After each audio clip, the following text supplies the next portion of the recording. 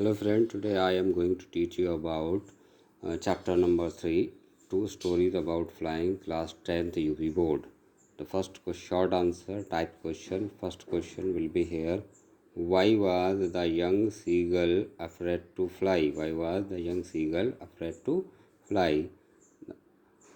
Answer first. The young seagull was afraid to fly because he felt that his wings would never support him to fly. The young seagull छोटा seagull इसलिए उड़ने से डरता था क्योंकि उसे लगता था कि उसके पर उसकी उड़ने में कभी सहायता नहीं करेंगे.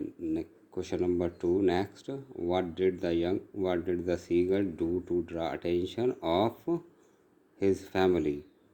Answer. To draw attention of his family, अपनी फैमिली यानी परिवार का ध्यान खींचने के लिए the young seagull pretend that he is falling asleep. उसने इस तरह का नाटक किया कि वह जैसे कि सो गया हो. Question number 3. What did the young seagull utter a joyful scream? What did the young seagull uttered a joyful scream? Joyful यानी कि खुशी के तरीके से क्यों चिल्लाया? The answer number 3 will be here. The young seagull uttered a joyful scream. Scream means होता चिल्लाना. Because he saw his mother coming towards. उसने अपनी माँ को अपनी ओर आते हुए देखा. Coming towards him with a piece of fish. उसकी तरफ आ रही थी जो कि इसके मुंह में एक मछली थी. Piece of fish यानी मछली का टुकड़ा था. He did so as, उसने ऐसा इसलिए किया. He was very hungry, क्योंकि वह बहुत भूखा था. Question number 4. How did the young seagull start flying and overcome his fear of the water? किस प्रकार नौजवान सीगल ने उड़ना शुरू किया और उसने पानी पर अपनी विजय प्राप्त की? Answer number 4. The young seagull was maddened by hunger. Young seagull was maddened by hunger. Young seagull जो था भूख से व्याकुल हो गया था, पूरी तरह से पागल सा हो गया था. व्हेन ही डाइव्ड एट, जब उसने एक पर छलांग लगाई. द पीस ऑफ फिश यानी कि पीस ऑफ फिश पर इन हिज मदर्स बीक, जो कि उसकी माँ की चोंच में थी. But he fail outwards and downwards, ऊपर और नीचे की तरफ उड़ा. विद ए लाउड स्क्रीम, और खुशी के साथ ज़ोर की आवाज़ में चिल्लाया. When his mother swooped upwards, he followed her, and thus he started flying, overcome his fear. Question number 5.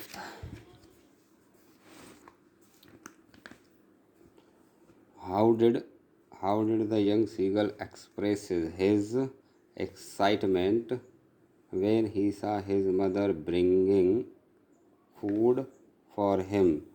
Young seagull किस लिए अपनी खुशी the young seagull expresses his excitement, किस तरह से अपने एक्साइटमेंट का वर्णन कर रहा है? क्योंकि उसने वेन माने जब he saw his mother bringing food for him, जब उसने देखा कि उसकी माँ उसके लिए फूड ला रही है यानी खाना ला रही है. The young seagull expresses his excitement by a joyful scream when he saw his mother picking up a piece of fish. Picking up में पीस ऑफ फिश यानी कि उसकी माँ ने उसके लिए एक मछली का टुकड़ा उठाया. And flying across to him, और उसकी तरफ को उड़ी. विद इट, उसके साथ यानी कि मछली के टुकड़े के साथ. He leaned out eagerly tapping the rock with his feet, वह अपने पैरों से उस चट्टान को थपथपाने लगा. Question number 6. How much fuel was there? ये सेकंड चैप्टर है, इसी में टू स्टोरीज अबाउट फ्लाइंग में.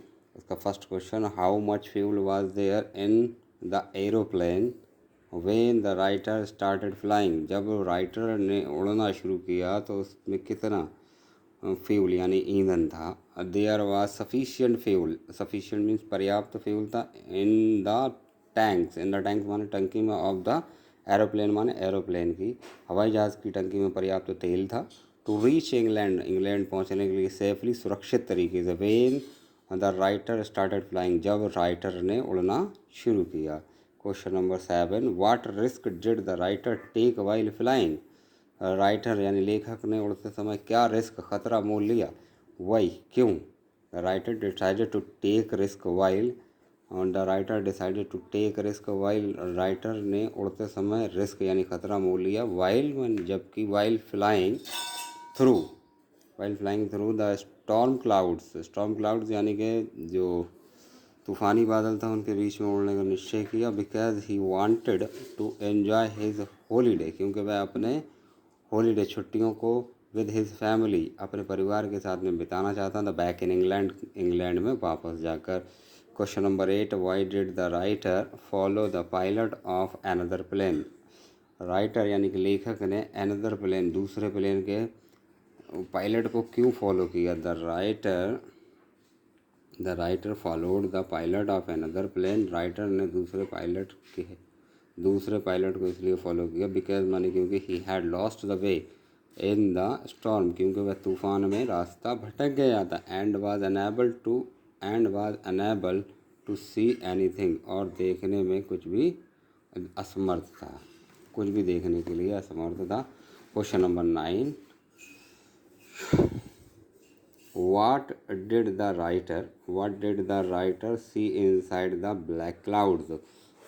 ब्लैक क्लाउड्स, काले बादलों में राइटर, लेखक ने क्या देखा। वो What did the writer see inside the black clouds? Inside मतलब अंदर या बीच में, काले बादलों के बीच में लेखक ने क्या देखा। द राइटर सा ए ब्लैक एरोप्लेन विच, काले बादलों के बीच में राइटर सा ए ब्लैक एरोप्लेन, काला, राइटर्स यानी लेखक ने काले बादलों के बीच में एक काला एरोप्लेन देखा। विच हैड नो लाइट्स, उसमें कोई लाइट्स नहीं थी। ऑन इट्स विंग्स, उसके परों पर कोई लाइट नहीं थी। The writer could see the face of the pilot in the black clouds, काले बादलों में राइटर उस पायलट के चेहरे को देख सकता था। Who was waving and signalling him, जो कि उसको हाथ हिला रहा था और सिग्नल दे रहा था। Signalling him to follow to get out of the storm, के तूफान से बाहर निकलने के लिए उसको